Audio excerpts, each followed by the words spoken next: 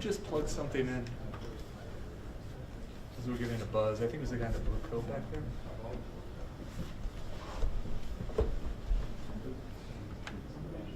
Did you just plug something in?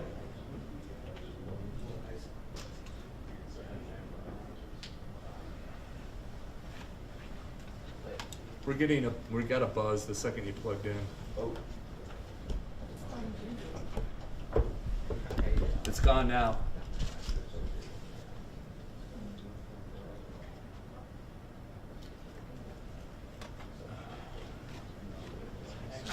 Can you hardwire somehow? You sure? No, definitely. Because I just happened to be listening. I saw you.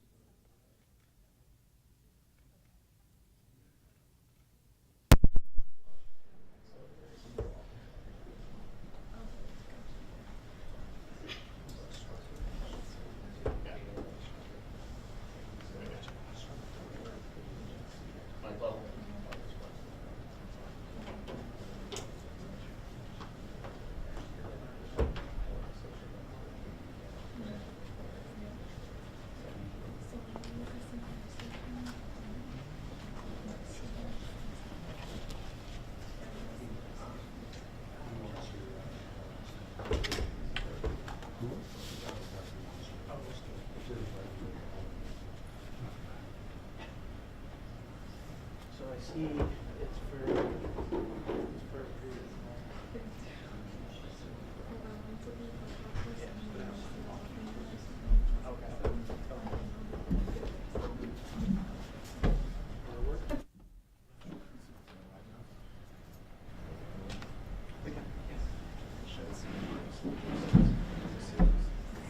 Nope.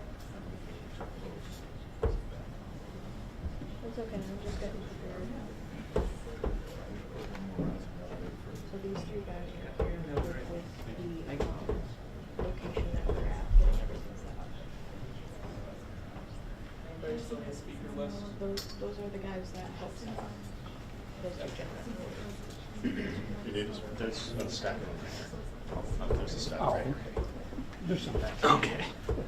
Right here. Right here. Speaker turned up. I got mine.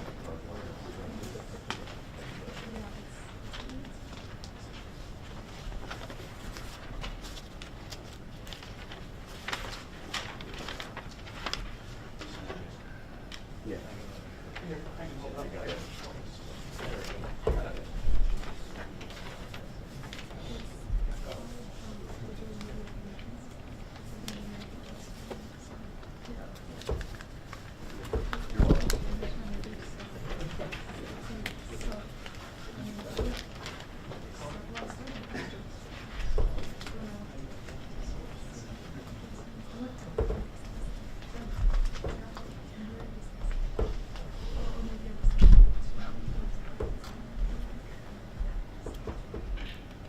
Okay, we got people coming.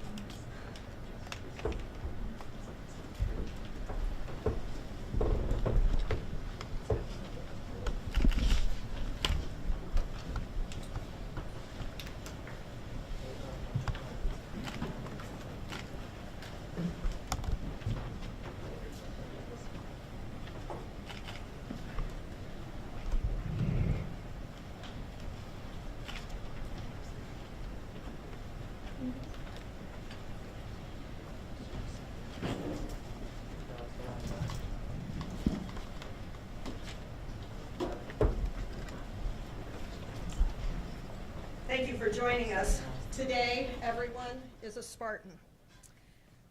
Several university leaders will be sharing with you the way MSU is moving forward in support of our students, our faculty, and our staff.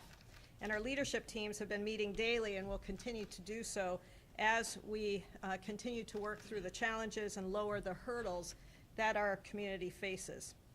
We had funerals yesterday for Brian Frazier and Alexandria Werner, and the funeral for Ariel Anderson will be in a few days. And we continue as a community to hold the families in our hearts as they remember and celebrate their loved one's loss and grieve that loss. We have 4 students that remain in critical condition and 1 in stable condition. We've not publicly confirmed the names of these individuals because that is university policy to allow the families to be dictating that information. We do continue to receive updates on the students from the hospital, and our hearts continue to be with them and the faculty and staff at Sparrow. We're grateful to our faculty, staff, and academic staff and our support staff, as well as our students, for their grace and dignity in this last week.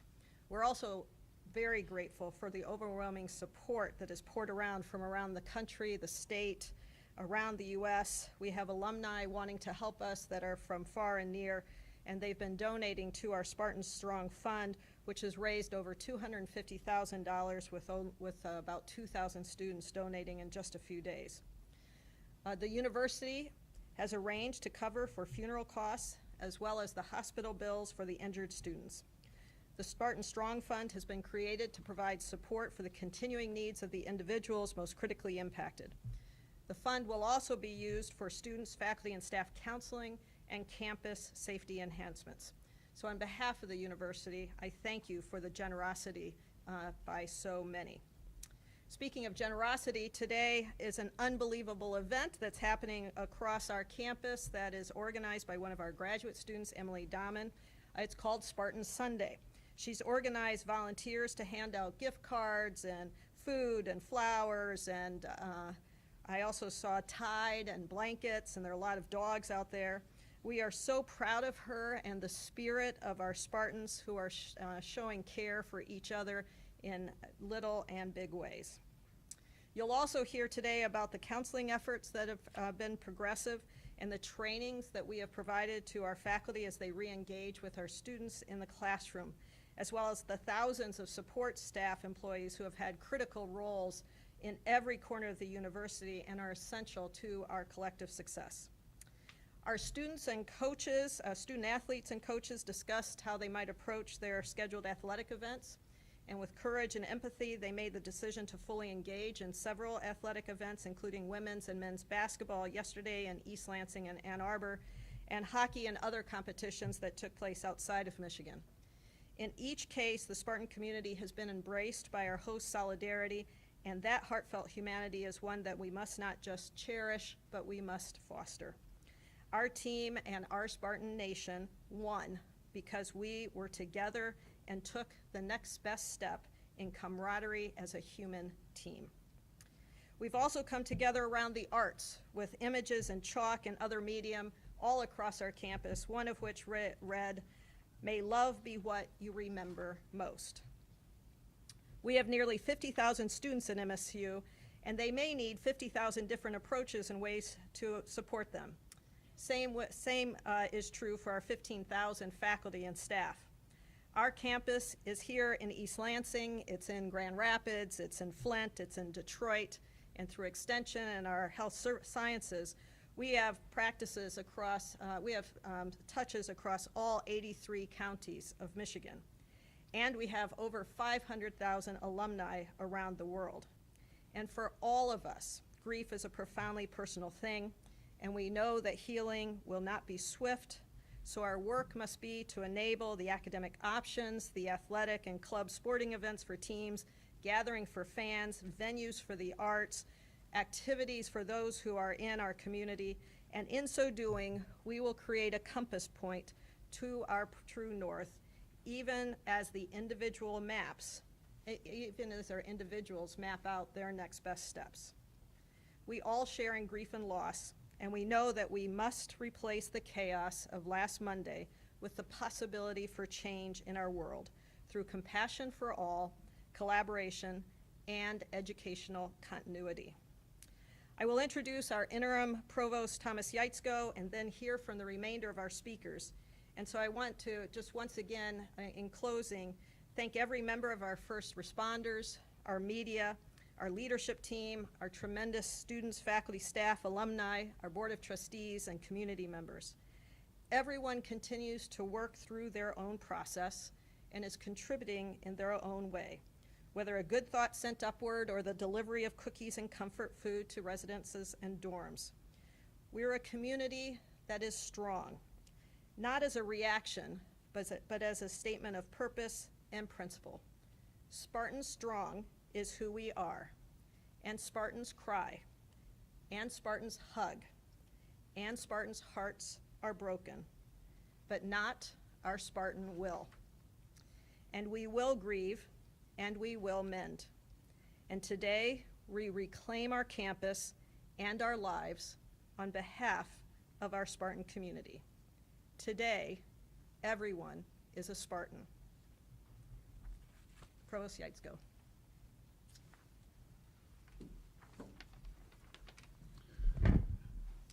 Thank you, Teresa. I'm Thomas Yachko. I'm the interim provost and executive vice president for academic affairs.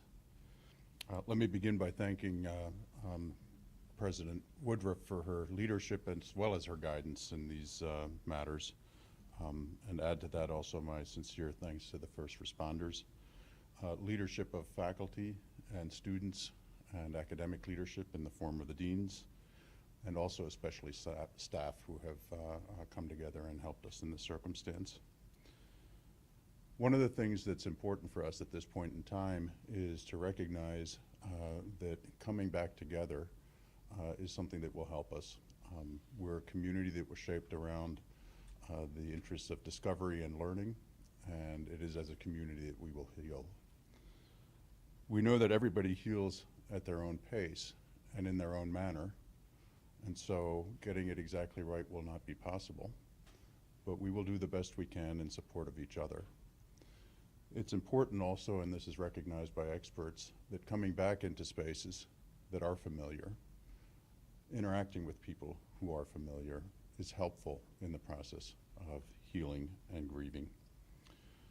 So in order to make this happen, we have decided that we will return to campus, both in terms of the classroom setting as well as the regular work, come tomorrow. I'd like to emphasize that no one thinks that we're coming back to a normal week. In fact, this semester is not going to be normal. So that's an important recognition.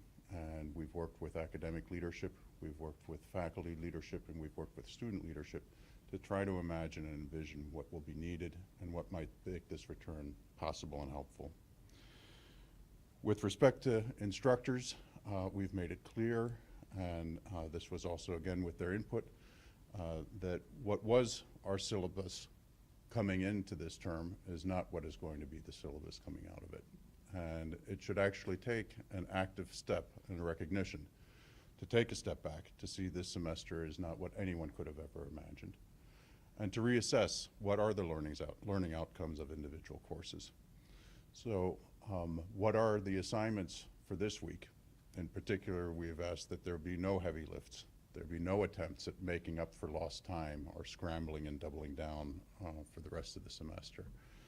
And I believe that instructors hear that and appreciate that, and it is exactly also what instructors wanted to make sure would be the understanding of what it means to come back to campus and re-engage again. So instructors have the flexibility of making these adjustments. We've asked them to extend grace, sympathy, and empathy to their students, and we also have to recognize that our faculty are profoundly affected by this. It is not easy for our faculty members either to just say, well, let's just come back. But for knowing that when you come back, you are coming back into a community. It's a community that's been shattered, and all of us have these feelings. All of us are grieving. All of us are standing by one another. We trust our instructors to make the professional decisions that they have to in this context, in order to work in a manner that they can work and that they can work with students.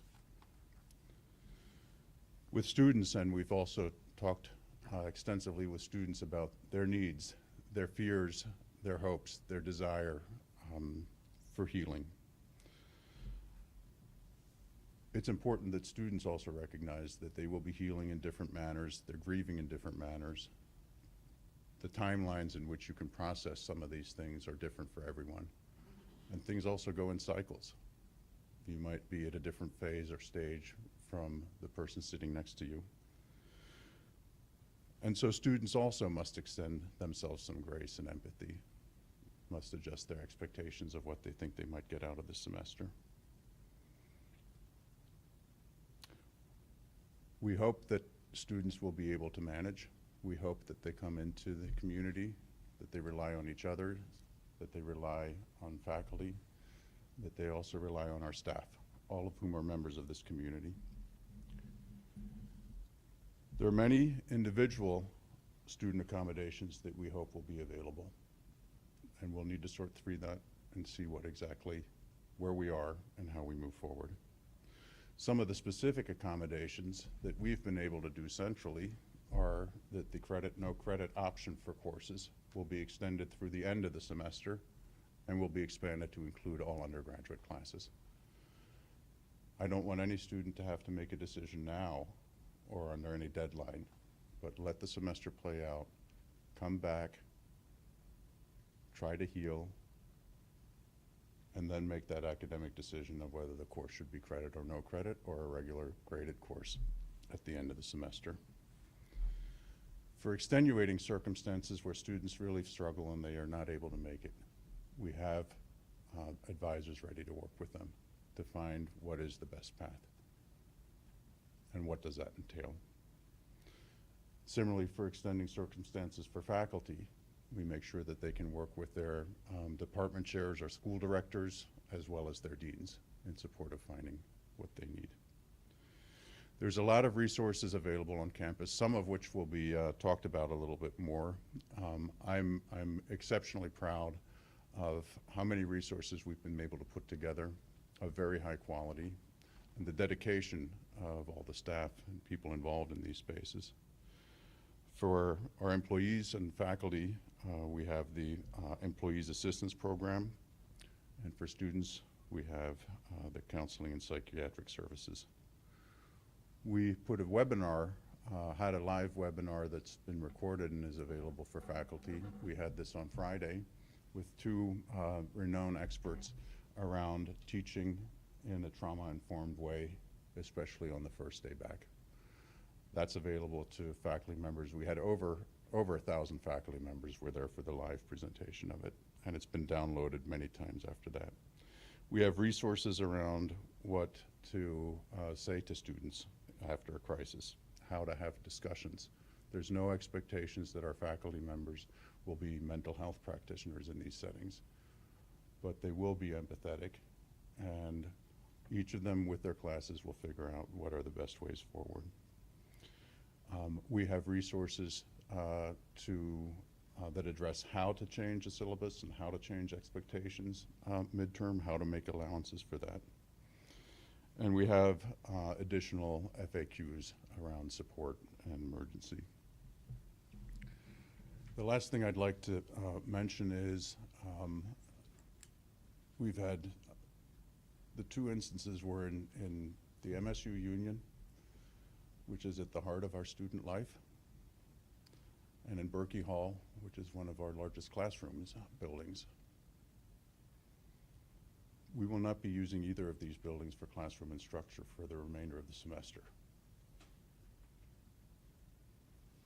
Our staff have managed to move all of the classes, well over 300, into other spaces across campus. Classrooms where we could find them, and lunchrooms, seminar rooms, and other spaces where we needed them. All instructors have been informed where their new room is going to be. They've shared that with their students, and we've also reached out to students directly so that they know where they can go, so that they come together for us again to be a community that is around discovery and learning and now also healing. With that, I'd like to introduce you to Senior Vice President Vinnie Gore.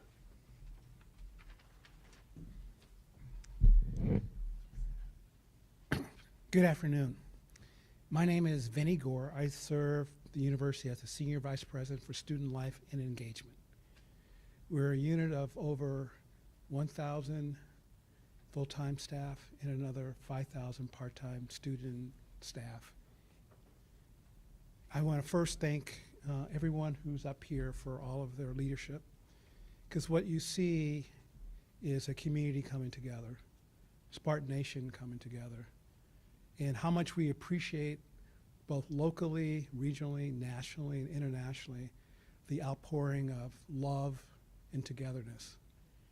One of the other things you've also heard, which is very consistent, is that this is a long walk to healing, recovery, and resilience. And we all do this at different paces. And we know that individually, all of our staff and students will meet this at their own pace. As we have come together through the last 6 days, the student life and engagement staff has met with the families, the affected students, the affected staff.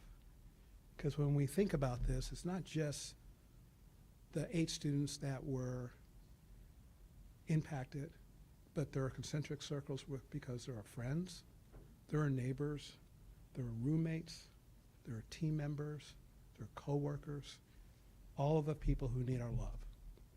And that's what we're focused on, is giving our community their love.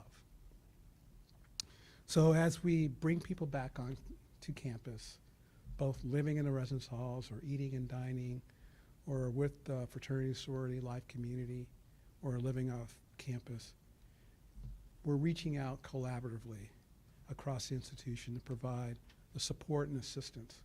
Because we also know that being in community is very important. Being able to meet with your friends and meet with colleagues and to talk about things is important. And so what you will hear from Dr. Travis is some of the health and wellness that we're putting together, some of the listening sessions we're having over the next weeks, not only for our community, but for parents who are impacted by this. We want to reclaim our community. We want to reclaim our campus.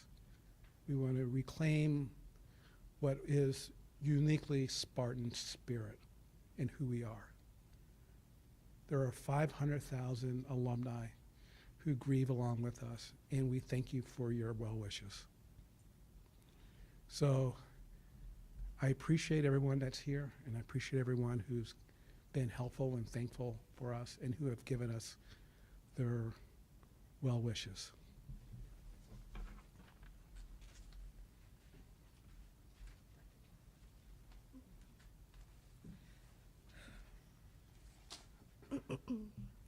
Hi, everyone. My name is Joe Kovach, and I'm the ASMSU and Student Body President. I'm here to just provide an update on students right now. And frankly, students are scared but absolutely ready to do what they can to make changes. Students have organized several protests at the Capitol and beyond, have spent countless hours organizing resources for their peers, spreading information to support our peers healing at Sparrow, and have been being there for one another. On campus, many students are ready to be back with their MSU community, back with people who have this shared experience and who understand. However, students desperately need flexibility, empathy, and options coming back to campus. Not every student is going to process or grieve the same, and they deserve as many options as possible. We are thankful for the Provost's office for working with students to enable the credit, no credit options for all classes for students. We look to our faculty to listen to their students and provide grace where needed. Many students are asking for online options for courses, and we're helping faculty provide when students reach out for whatever they may need. Students, please reach out to your advisors, your professors, your deans and counselors, and other support staff whenever you need help. We are thankful for the amount of support and resources the community and the university have provided for students in this time. Students have organized a student-led vigil this week to honor the lives of Ariel, Alex, and Brian. ASMSU has organized a student town hall for students to speak to administrators. Both of these events are on Tuesday, and we please ask that the media be extremely respectful at both of these events. Please recognize that our students are not doing well, and that we need these spaces to heal together. There are many different things that students need, and I can't speak to all of them here, but know that administrators, faculty, and staff are listening. This is our campus, and we're not letting anybody take that from us. Thank you all. Thank you, Joe. My name's Alexis Travis. I'm the Assistant Provost and Executive Director for Health and Wellbeing for the university. The health and wellbeing response to the violence our community experienced last week started immediately after the lockdown ended. We are grateful and humbled by the outpouring of support of nearly 200 community counselors, social workers, and therapy dogs from around the state and across the country. I want to thank these community counselors, our counseling and psychiatric services, our employee assistance program, the Center for Survivors, Safe Place, Health Promotion, MSU Healthcare Psychiatry Team, and the Government Relations Community Outreach Team, and many more for their work over the last week. More than 115 mental health providers across the Big Ten have volunteered their support for our MSU counselors who need support as they continue to serve the university community. More than 1,000 people participated in a virtual Reflect and Connect session, which gave people the opportunity to come together in community with fellow Spartans experiencing a wide range of emotions. The Employee Assistance Program, or EAP, has continued to provide counseling and outreach services to MSU employees, serving 44 employees in individual counseling sessions, 20 employees in one-on-one crisis sessions, and 350 employees in outreach sessions. Since the shooting, the Counseling and Psychiatric Services has provided 318 clinical sessions to 293 students through CAPS, normal modalities, virtually, and at the Olin Health Center. CAPS has also attended more than 20 outreach events this week. From Monday night into the early hours of Tuesday, and since then, students, faculty, and staff have been requesting CAPS at various events. Counselors and psychiatrists from the University Health and Wellbeing and members of the MSU Psychological Clinic, MSU Healthcare Psychiatry, and community providers have been responding en masse. As we look towards next week, all outreach requests for counselors thus far have been staffed and are already to be deployed for Monday and Tuesday. Planning is already underway for events on Wednesday and beyond. Although it may feel challenging, it is important to resume operations and have structure and social interaction as we recover. We know everyone's experience will be different. As we continue our response, we are focused on social support and helping people to enhance their resiliency and coping skills. People may experience a range of reactions, including post-traumatic stress disorder, depression, anxiety, grief, and anger, which may decrease over time for the majority. It is important that each of us continue to take care of ourselves and take care of one another. Doing things we enjoy, fueling our bodies with food, staying hydrated, exercising, sleeping, taking care of personal hygiene are all important. Additionally, it's important to avoid excessive use of alcohol and misuse of medications. Social connectedness and a return to more routine schedule are critical to the recovery process. Research has also shown that social isolation can lead to adverse health outcomes, and I think we all saw that through the COVID-19 pandemic. A number of resources are available to support students, faculty, and staff at the moment. For students, you can access counseling services through Olin Health Center and the Counseling and Psychiatric Services, and we will be supporting listening groups across campus. We have counselors in all 5 neighborhoods. We also have the Center for Survivors, MSU Healthcare, Psychiatry, and community counselors who will be available at various locations across campus, including the Student Services Building, as needed. For faculty and staff, the MSU Employee Assistance Program and Bronson Healthcare will be offering counseling sessions in person and virtually. Group listening sessions will also be available, in addition to counselors being present in buildings where students will be reassigned to new classrooms, as you heard about earlier. And for all campus community members, you can access live and pre-recorded Spartan Resilience Program Reflect and Connect webinar sessions, which will also be available live multiple times a day. Community members can also access the Thriving Campus website to access local and virtual counseling options. And for parents and the broader community, you can go to the Hannah Community Center, which will remain open from 2 till 6 p.m. from Monday to Thursday for additional counseling services. Additional resources for parents will be announced soon. For more information about resources, visit go.msu.edu/crisis support. Lastly, I want to reiterate that this is a long-term recovery. We encourage students, faculty, and staff to reach out to us for services in the coming weeks, months, and even years. We are here to listen and to provide support. We are all Spartans, and we will recover together. Now pass over to Dr. Melissa Wu.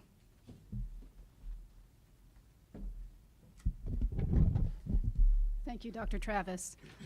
I'm Melissa Wu, Executive Vice President for Administration. I'll start by saying how impressed and proud I am about how our staff have responded to support the Spartan community and each other over the past several days. Our staff are 7,300 strong and represent many diverse roles. They set up and maintain our buildings and classrooms. They're our first responders. They are the people who support our students in the residence halls.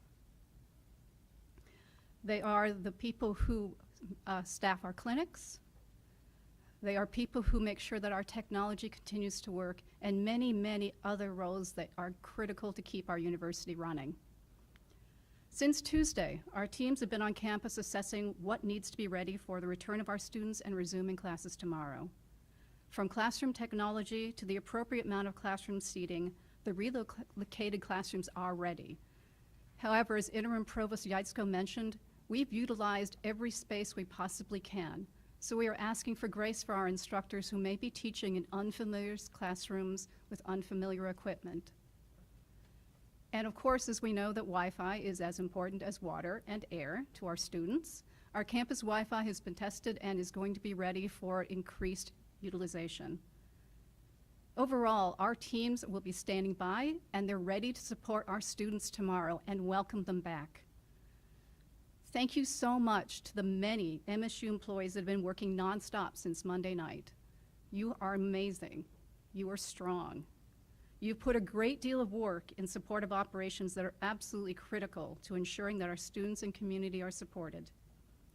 We're all committed to providing the flexibility and accommodation needed for the well-being of all students, staff, and faculty. So please, please take advantage of the services available to MSU employees, such as what Dr. Travis mentioned, the Employee Assistance Program, as well as the numerous resources offered through the Work-Life Office and the Human Resources Department. To our staff, take care of yourselves and others. Remember, our community is our strength. You'll be hearing next from my wonderful colleague, Dr. Norman Beauchamp.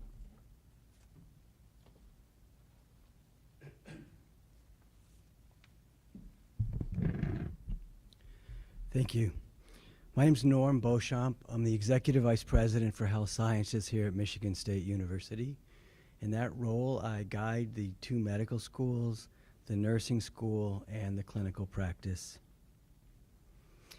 We're very thankful that you are all here, because one of the most important messages that we want to come forward is that we're mobilizing every part of the university, and we're partnering to make sure that the needs of all those that are struggling are met. We recognize that healing is a personal journey. Having others to support you can make all the difference. And we're here to walk with you where and when and how you need us. As healers and a community of healthcare leaders, providers, residents, and students, we're here to assist in the effort following the violence on our campus. Our focus and attention continues to be meeting the immediate and ongoing needs of all communities. For the health sciences community, these are campuses across the state, from Marquette to Flint to Detroit to Grand Rapids and beyond. We're grateful and proud of the residents and the faculty of the Department of Psychiatry who work swiftly to help care for students and community members at the Hanna Community Center and later in the dining halls on campus. This week, we're offering counseling until further notice at no cost to anyone that needs it, no out-of-pocket cost, through our MSU Healthcare Psychiatry Clinic. We are grateful and humbled by the outpouring of support the university has received. Beyond our own counseling and psychiatry staff, nearly 200 counselors in the community have volunteered their time. I'm grateful to our academic and clinical leaders and providers and community deans who've been in personal communication with all of our students across the state, especially for those trained to be providers. Understanding and working through their own personal trauma and grief allows them to help others. We have held listening sessions and healing hours where we could hold a space to process our thoughts and emotions together across all of our campuses, and we'll continue to listen and we'll continue to meet the needs of groups while also providing personal one-on-one care. We were able to return our 3rd and 4th year medical students to the clinics on Thursday of last week, and we'll be bringing back the remainder of our students on Monday. Again, MSU Healthcare Psychiatry is providing crisis counseling services. For more information about the services provided, hours of operation, and more, visit MSU Healthcare's website. We join all those working to create the safest, healthiest community that is truly a thriving ecosystem of support at this time and for the future. And as you've heard from myself and my colleagues, again, we're here to make sure that no one is suffering alone. Next, I introduce Chris Rossman, our interim deputy chief, who has just been extraordinary in the work that he's done.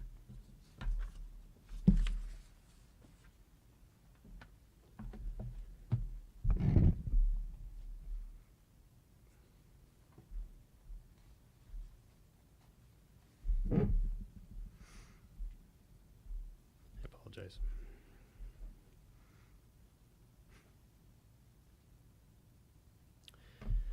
Good afternoon, everybody. My name is Chris Rosman. I'm the interim deputy chief of MSU Police and Public Safety. The violence that we experienced this week is hard to describe with words, and the impact will last a very long time. We have been, from the beginning, committed to sharing accurate information, timely information, transparent information. In the interest of sharing accurate information, I do want to point out that the incident that we experienced this week was isolated, and it only involved one individual who is no longer a threat to campus. Our department stands strong and prepared to protect our campus and ensure the absolute safety of all of our students, faculty, and staff, not only this week, but into the future. We have a robust and comprehensive safety and security system in place, and parts of that have been evident this week as we navigated both the initial response and the post-response.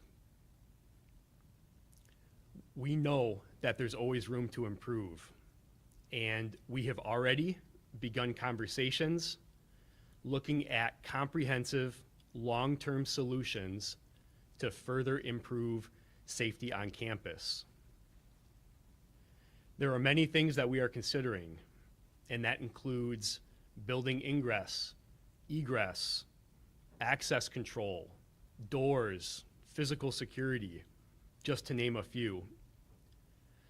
But we want to make sure that anything we consider is appropriately vetted and considered and focuses on long-term comprehensive solutions and not just short-term solutions. We are all starting to heal. MSU Police and Public Safety will be part of that healing process. Our officers that responded, our officers that were involved were present at the vigil on Wednesday, and it was so moving to so many of our officers to be able to attend and grieve and start to heal with our community. I do want to reiterate that MSU Police and Public Safety and our local, county, state, and federal partners will be available now and in the future. Our department is available anytime, 24/7, and I encourage anybody in our community to contact us by calling 911 or our non-emergency numbers if you need any type of police or law enforcement response. Please do not hesitate. If something is wrong, if something feels wrong, if something just doesn't feel safe, please call us. As always, we have officers ready to respond. We respond quickly, as was evidenced on Monday, and we are well prepared to handle any incident that may come our way.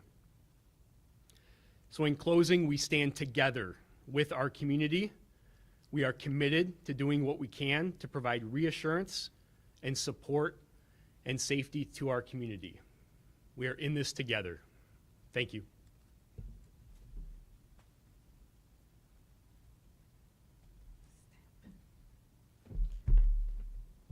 Thank you, Deputy Chief Rosman. I'd like to thank you for your leadership this past week in helping with the community and media updates on the investigation and the ongoing safety concerns. Transparency is a core leadership value for this board, and we've been pleased with the open communication provided by law enforcement and the administration.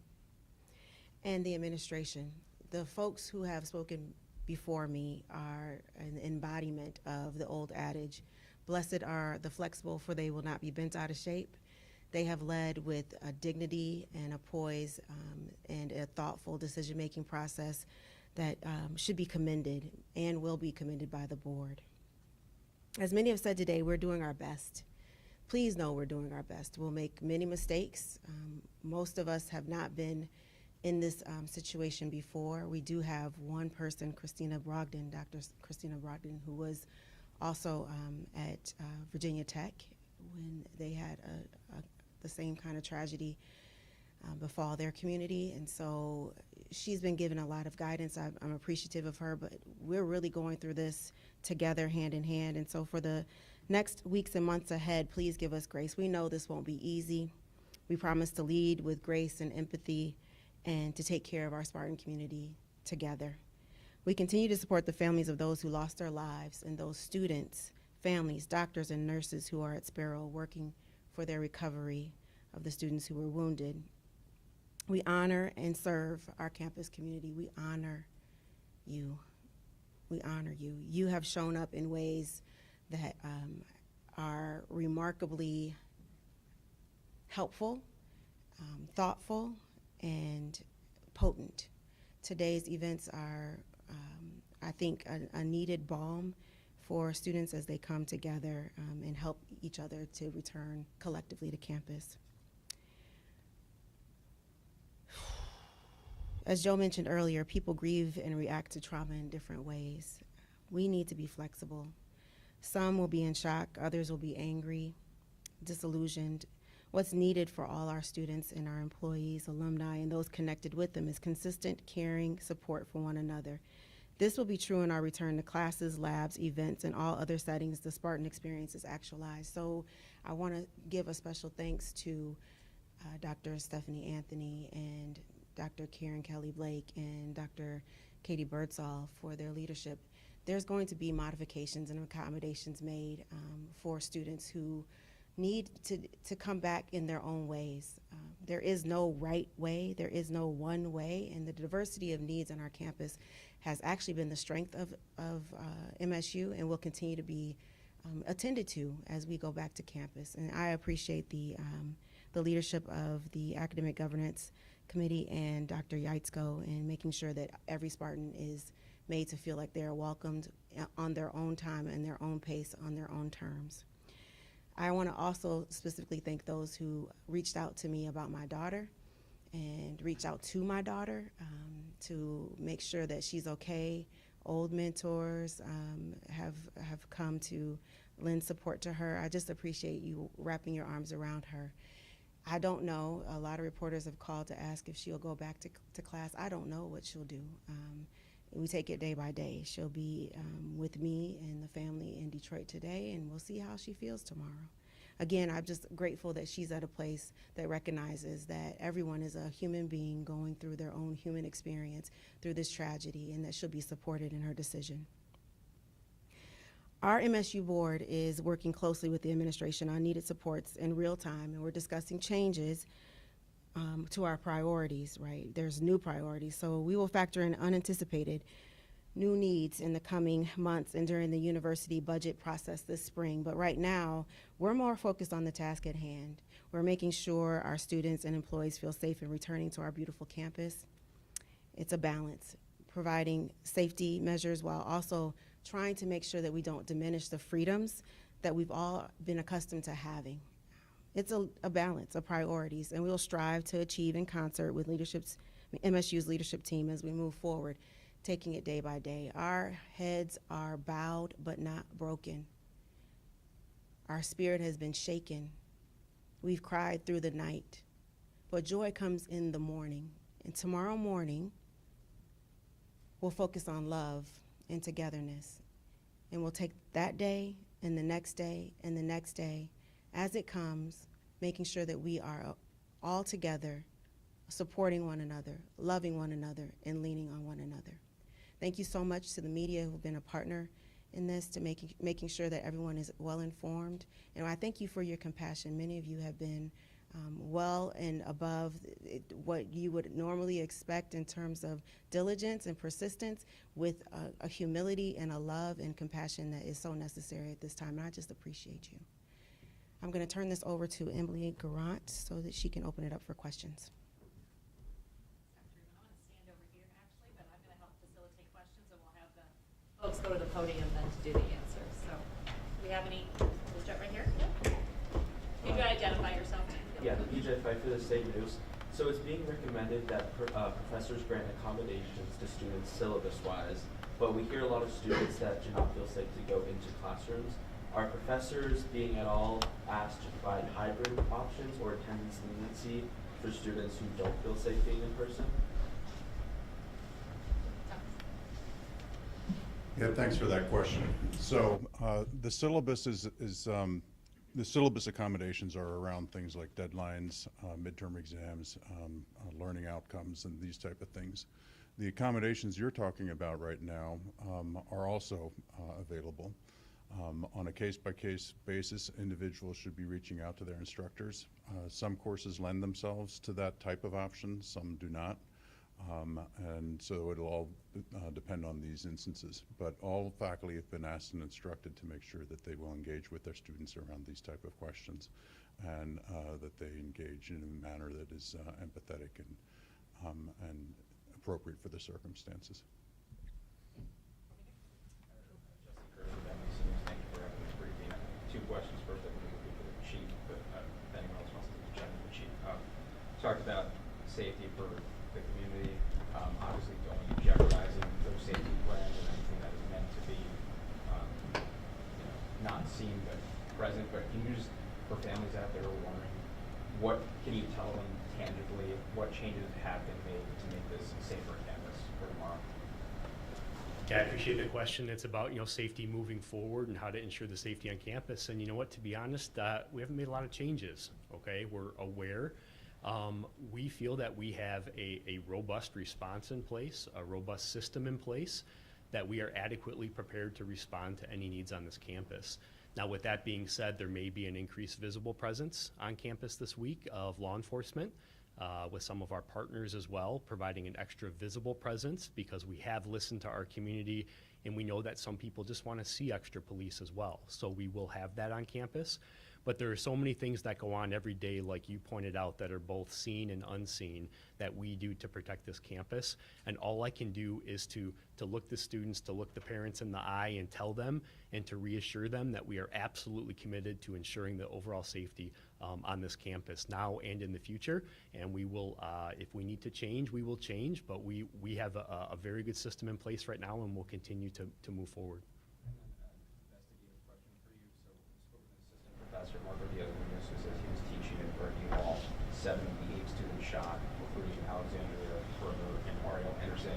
Wondering if you could confirm that, and then off of that, from one of the funeral services, it sounded like Brian was working.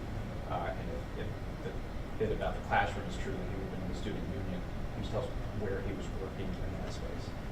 Yeah, so the question is about the specific scenes and where the students were located. And, you know, what I'll do at this point is say that the purpose of this conference today was really to highlight the measures that are being taken to bring students back to campus. We're not necessarily prepared at this point to give any type of investigative update today. As you can imagine, our officers, our investigators have worked around the clock this week, and some of them are enjoying some, we have allowed them to take some time off this week to take a collective breath, to refocus, to come back next week so we can sit down and start going through those details. And that question is, I don't have the answer to that right now, but we will sit down this week and we'll start processing the details a little bit more and see what we can share moving forward, but I don't have an answer for that right now. Just lastly, for the provost or the president, I don't know who would be better to answer this, but you talked to all the students coming back to class tomorrow. I understand we can't confirm these details, but we know obviously at least some students would have been closer than others to what unfortunately unfolded. I mean, are specials accommodations above everything else we've done being made for the students and the faculty who were in the same room as the gunman at any point?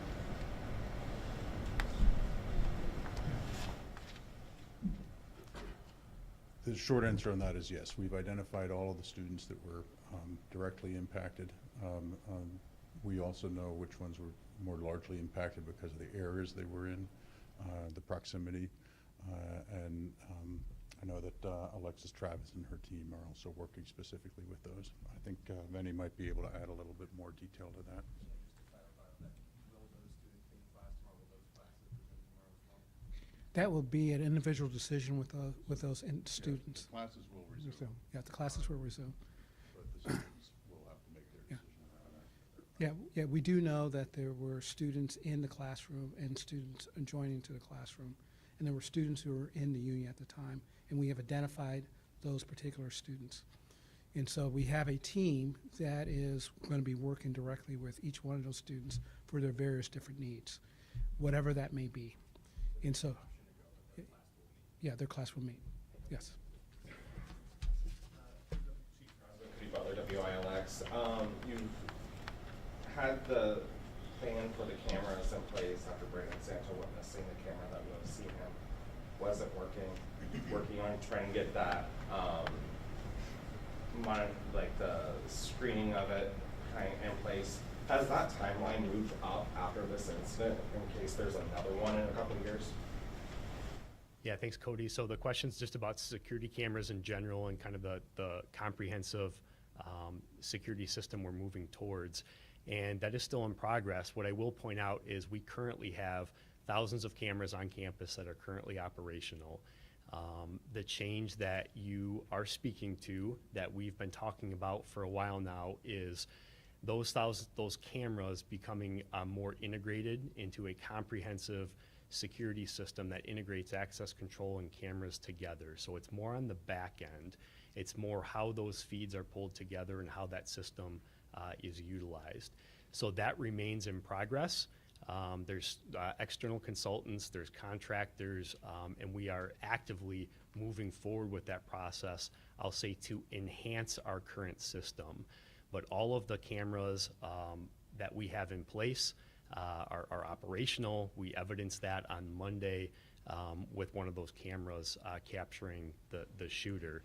As we move forward with that process, we will also identify if there are additional locations that could benefit from the installation of additional cameras as well. So that's a separate component as we move forward. But that comprehensive safety and security system it is moving forward at a fast pace, but it's very complex, it's a process, and it's currently in progress. Do you have a timeline on when that will kind of be ready for that, everything will be integrated? So I'm not prepared to discuss the timeline on that right now. I know it depends on several factors, the procurement of certain systems and the identification of an integrator to contractor for that whole process. But again, I think it's important to highlight that it's a process. It's moving forward, it's in stages, and it's moving forward as fast as it can at this point. Hi, Crystal Nurse from Lansing State Journal. In a couple of weeks, there will be spring break. So did University Administration, did you at all consider closing school until after spring break? Or like what, help us know like what led into opening campus so soon on Monday opposed to waiting the extra 2 weeks, or 3 weeks as it will be?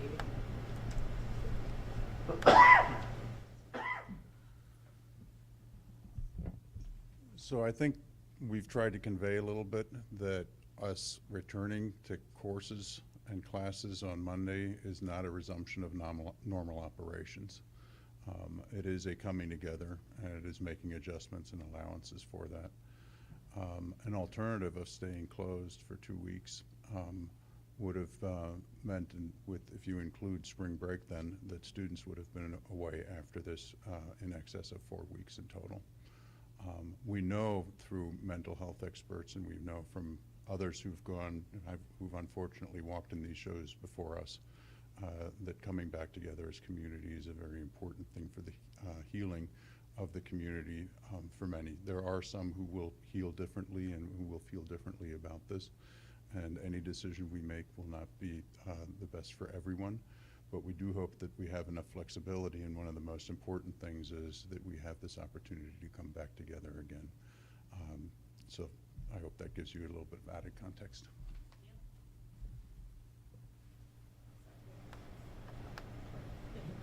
Oh, I'm sorry. Yeah, Ron French, Bridge, Michigan.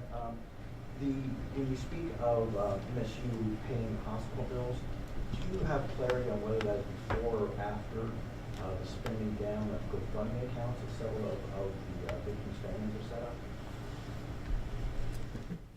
So we're working independently of those GoFundMe accounts. Those are accounts that were put together by family and friends, and so we're working independently of those dollars. You're also about physical security operates areas.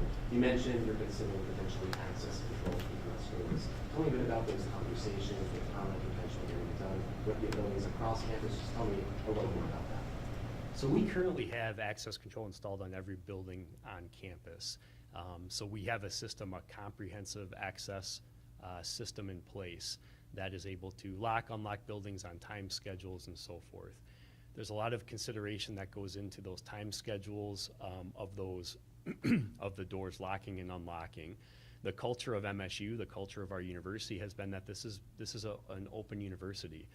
It's a public university, and so a lot of our buildings are unlocked during business hours, and they secure after hours when they're closed using that access control system.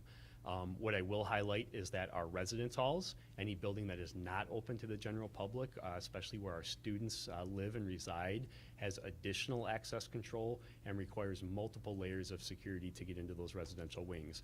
I think the conversation about should time schedules change, should buildings be open, unlocked during business hours, that when we talk about this, our solution needs to be comprehensive and long-term and involve several partners coming to the table. That's what I'm referring to. It's not as easy as flipping a switch. It's a culture change. It's a process of having an ID with you, deciding which exits and exits need to be locked during which hours. So those conversations are actively occurring right now. Fortunately, we do have technology in place that's able to act quickly once those decisions are made.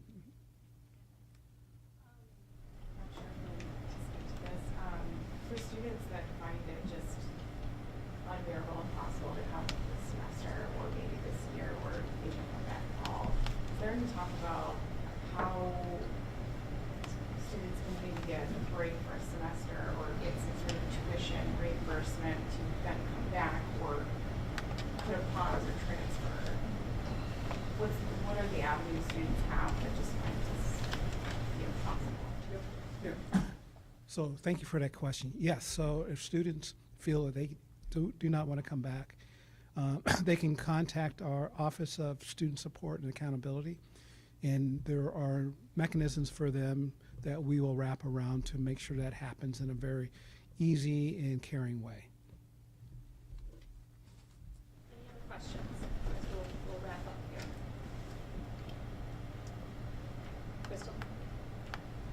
Friday, the state news put out that the students were given these passes that had that told them not to speak with media only if they were faced with many of these unfortunate questions and were exposed to trauma. How is the university itself reaching down to those students who have said that they have unfortunately had bad run-ins with the media, or have gone to the fact that they need to use these pamphlets, whether they are physically handed out at 1866, my bad, or on their phones, as to, like, given the fact that they've had this experience to a point where the university has had to step up for them? Well, thank you for that question. I also appreciate that the media is respectful of our students, and I've been in conversation with ASMSU President Joe Kovac, and we appreciate her leadership on this. And so we are asking for respect of all of our students, and we have intervened, including yesterday at one of our basketball games, to make sure that our students feel safe and comfortable in the spaces with each other in order to go through the ordinary days of their lives. And so those buttons are meant to help all of you know and respect their needs in this time. As students' needs come forward to us, we will help wrap around care for those who feel that their lives and their grief has been invaded. And so we have support through Dr. Travis that would be enabling to those better outcomes for our students. Thank you, everyone. Appreciate your time.